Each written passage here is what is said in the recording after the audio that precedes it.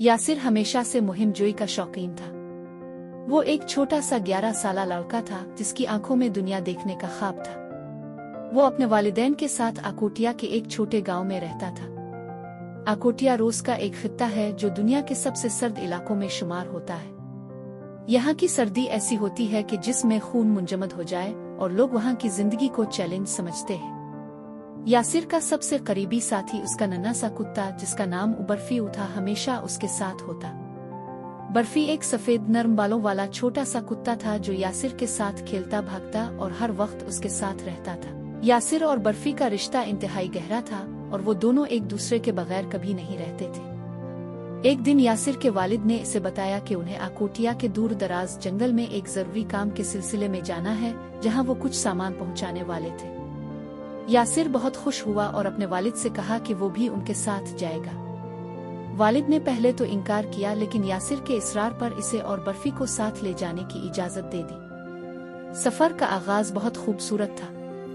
बर्फी जंगल की बर्फीले रास्तों पर खुशी से दौड़ता हुआ जा रहा था और यासिर भी खुशी से अपने वालिद के साथ चल रहा था। सब कुछ ठीक जा रहा था लेकिन आकोटिया की सख्त सर्दी और गैर मुतवक्के मौसम ने जल्द ही उनकी खुशियों को धुंधला दिया। दूसरे दिन जब वो जंगल के बीचों बीच थे, अचानक आसमान पर बादल छा गए और तेज बर्फानी तूफान ने उनका रास्ता रोक लिया। हुआ इतनी तेज थी कि यासिर और बर्फी को चलने में दिक्कत होने लगी और यासिर के वालिद को फिक्र होने लगी कि वो सब इस खतरनाक तूफान में फंस जाएंगे। यासिर के वालिद ने जल्दी से एक पनाहगाह की तलाश शुरू की लेकिन बर्फ और हवाओं के बाइस कुछ भी दिखाई नहीं दे रहा था।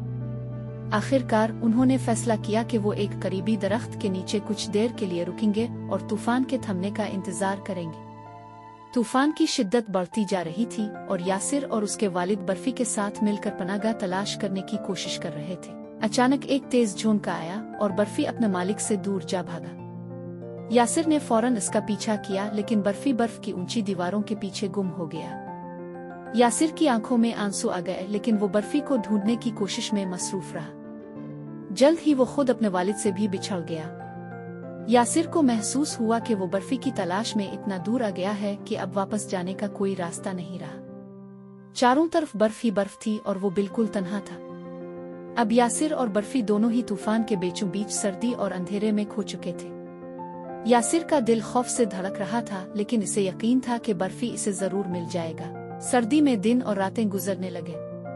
यासिर ने खुद को बचाने के लिए एक छोटी सी गार में पनाह ली। इसके पास खाने पीने का सामान बहुत कम था लेकिन इसने अपनी हिम्मत नहीं हारी। इसके पास मौजूद कंबल और वालिद का दिया हुआ छोटा सा खंजर ही उसकी बका का जरिया बने। दूसरी तरफ बर्फी भी सर्दी से बचने की कोशिश कर रहा था। वो बर्फ में रास्ता बनाने की कोशिश करता लेकिन थकावट और भूख इसे कमजोर कर रही थी। कई दिन गुजर गए और यासिर के पास मौजूद खाने का सामान खत्म हो चुका था।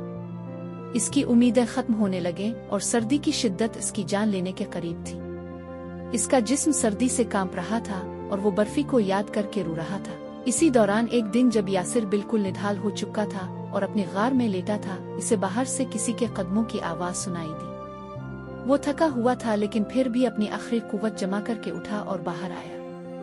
ये वो लम्हा था जब यासिर की तमाम दुआएं कबूल हुई। बर्फी जो कई दिनों से सर्दी और तूफान में जीने की जिदोजहद कर रहा था, आखिरकार अपने मालिक को ढूंढने में कामयाब हो गया था। वो थका हारा लेकिन जिंदा था। बर्फी ने यासिर को देखते ही अपनी कमजोर टंगों से इसकी तरफ दौड़ लगाई और उसके कदमों में लेट गया। यासिर की आंखों में आंसू आ गए लेकिन ये आंसू खुशी के थे। वो दोनों एक दूसरे के बगैर नहीं जी सकते थे और अब उनका मिलाप हुआ था। बर्फी के वापस आने के बाद यासिर की उम्मीदें एक बार फिर जाग उठी। बर्फी के साथ इसने अपनी बाकी मांदा कुव्वत जमा की और दोनों ने एक दूसरे का साथ देते हुए आगे का रास्ता तलाश करना शुरू किया। चंद घंटों बाद उन्हें दूर से कुछ लोगों की आवाजें सुनाई दी। ये यासिर के वालिद और कुछ गांव वाले थे जो उन्हें ढूंढने के लिए निकले थे। यासिर ने अपने वालिद को देखा और दौड़कर उनके गिले लग गया। इसके वालिद भी रो रहे थे और अपने बेटे और बर्फी को जिंदा देखकर खुदा का शुक्र अदा कर रहे थे। यासिर और बर्फी ने आकोटिया के इस तूफान में कई दिन गुजारे लेकिन उनकी हिम्मत और मोहब्बत ने उन्हें बचा लिया।